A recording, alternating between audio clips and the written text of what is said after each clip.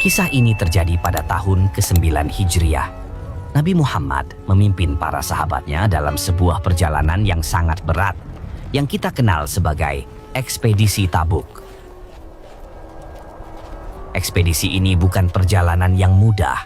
Para sahabat diuji habis-habisan oleh lapar dan kehausan yang luar biasa di tengah gurun yang membakar.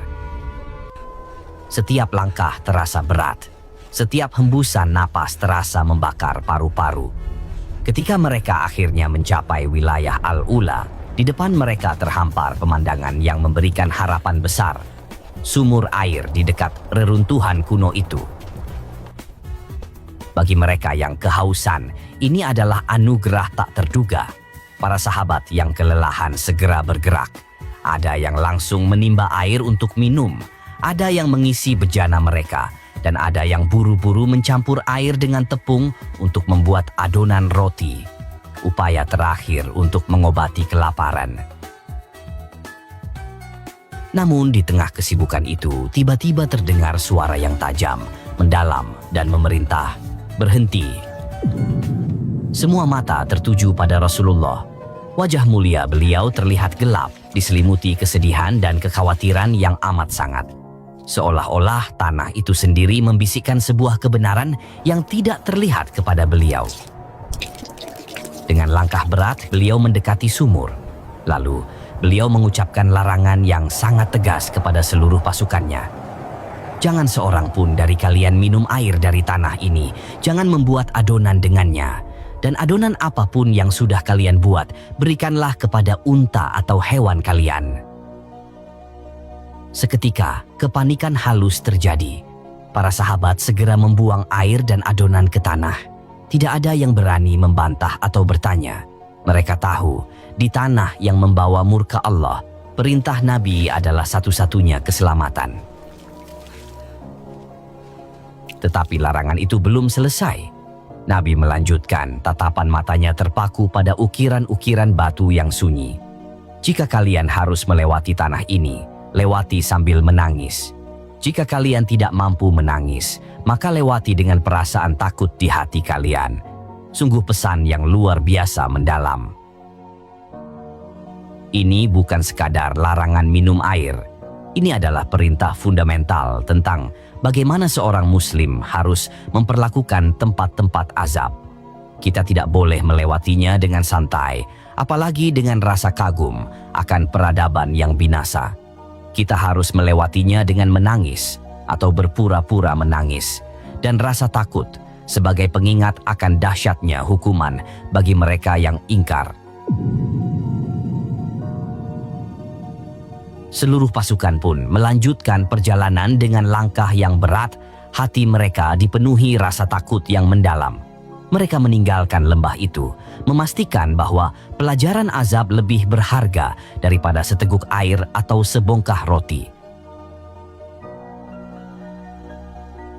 Kita telah melihat bukti sejarah dan peringatan langsung dari Nabi. Tapi kini, kita harus menghadapi kenyataan yang paling mengejutkan. Di era modern ini, tampaknya pesan ketakutan dan air mata yang diperintahkan Rasulullah untuk dibawa saat melewati Al-Ula sudah terlupakan sepenuhnya. Pemerintah Arab Saudi di bawah inisiatif reformasi besar bernama Visi 2030 telah mengambil keputusan yang berani atau bisa dibilang kontroversial. Mereka bertekad mengubah wilayah Al-Ula, termasuk lokasi Madain Saleh yang dikutuk itu, menjadi pusat pariwisata, budaya, dan hiburan mewah kelas dunia. Anda bisa bayangkan, di tengah gurun merah yang menyimpan mayat kaum Tsamud, kini sedang dibangun hotel-hotel super mewah, resor eksklusif, dan infrastruktur yang mengundang wisatawan high class dari seluruh penjuru dunia. Sejarah azab itu kini dibingkai ulang menjadi sekadar daya tarik wisata, hiasan yang instagramable. Namun yang paling mengundang kritik keras adalah pergeseran fungsinya. Di lokasi yang seharusnya membuat kita merenung dan menangis, kini justru diadakan festival musik elektronik besar-besaran.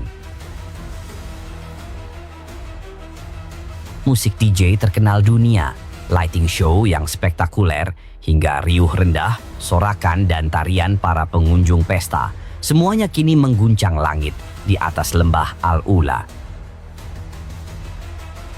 Bayangkan kontrasnya. Di satu sisi Anda mendengar kisah betapa menakutkannya suara azab yang menghancurkan satu bangsa. Di sisi lain kini suara dentuman bas musik keraslah yang mendominasi lembah yang sama. Ini bukan lagi tentang melestarikan sejarah. Ini tentang melupakan peringatan suci demi keuntungan ekonomi dan citra modern.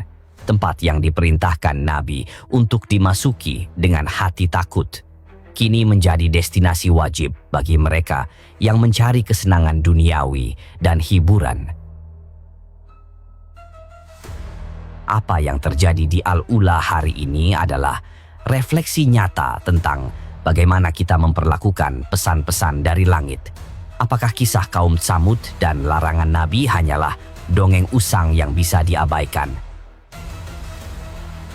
Sifat manusia cenderung lupa ketika berlimpah kemakmuran. Dan ironisnya, ini adalah penyakit yang persis sama yang menghancurkan kaum Tsamud dulu. Kesombongan dan pengabaian terhadap Tuhannya. Umat Islam harus peka. Kisah Al-Ula bukan hanya tentang Saudi.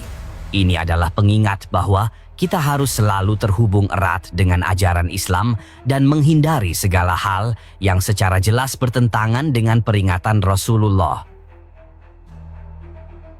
Semoga Allah melindungi kita dari kelalaian dan meneguhkan hati kita untuk selalu mengambil pelajaran dari sejarah, agar nasib kita tidak berakhir seperti mereka yang hanya takjub pada ukiran batu, tapi buta terhadap peringatan di baliknya.